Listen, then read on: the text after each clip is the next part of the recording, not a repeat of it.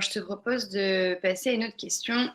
Il y a une personne qui explique que ça fait bientôt 1 an qu'elle n'a pas touché sa femme parce qu'elle a honte de son corps et n'a plus de libido. Qu'est-ce qu'on pourrait conseiller pour l'aider? Je remonte cette question parce que je pense que le lien entre le rapport au corps, l'amour qu'on a ou pas de soi et la libido, voilà. Ouais, ça joue. Ça joue et j'aimerais bien que tu nous en Ouais. expliques. Donc là, c'est une personne qui se sent mal dans son corps et ça fait 1 an du coup qu'elle n'a pas approché sa partenaire parce qu'elle se sent mal, c'est ça? Non, non, c'est l'inverse. C'est sa Ah. partenaire qui a honte de son corps et qui n'a plus de libido. Ok, d'accord. Bah là, ça va être tout le travail aussi à faire avec la partenaire déjà, parce qu'une personne qui se sent mal dans sa peau, et ça peut être pour mille et une raisons, peut se sentir moins disponible, peut avoir des pensées aussi qui viennent en se disant je suis pas assez bien, ou alors j'ai pas envie de me mettre dans cette position parce que peut-être mon ventre pend, j'ai pas envie qu'on me voit dans telle position. Si on se sent mal, c'est clair que ça va venir impacter.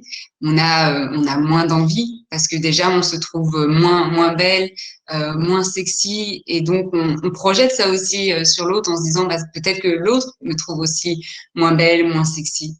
Donc quand la confiance en soi est impactée, bah, ça vient effectivement jouer sur le désir sexuel. Donc là, ça va être de pouvoir pour cette personne bah, d'être accompagnée déjà par rapport à ça pour travailler la confiance en elle, voir ce qui peut être mis en place pour qu'elle se sente bien dans sa peau, qu'elle puisse se nourrir d'activités qui lui font du bien, qui lui permettent de lui donner confiance en elle, et peut-être aussi de la communication dans le couple, peut-être aussi qui est manquant aussi.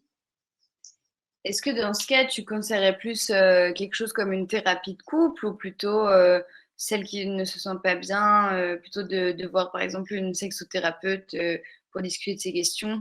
Ce serait quoi Ouais. ton premier option?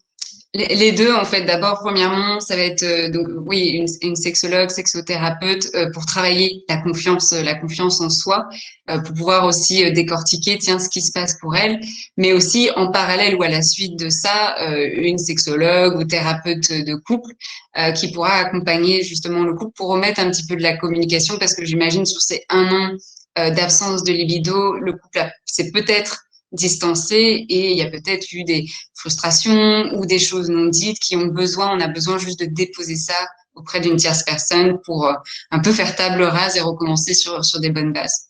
Mm. Et puis là, est-ce que c'est pas aussi lié au plaisir dans le sens où quand on a un rapport sexuel et qu'en même temps on a honte de son corps, c'est impossible de penser aux deux en même temps.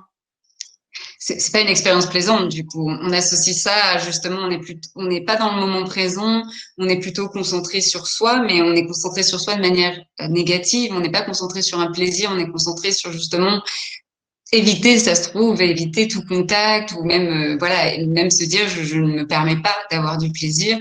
Et donc effectivement, du coup, l'expérience n'est pas plaisante, elle est plutôt stressante, voire plutôt une situation anxiogène. Et du coup, bah, comme on revient vers le cercle vicieux, du coup, une situation non plaisante qui peut être anxiogène, bah du coup, ça donne pas envie de répéter l'expérience. Et donc, on n'a plus de désir.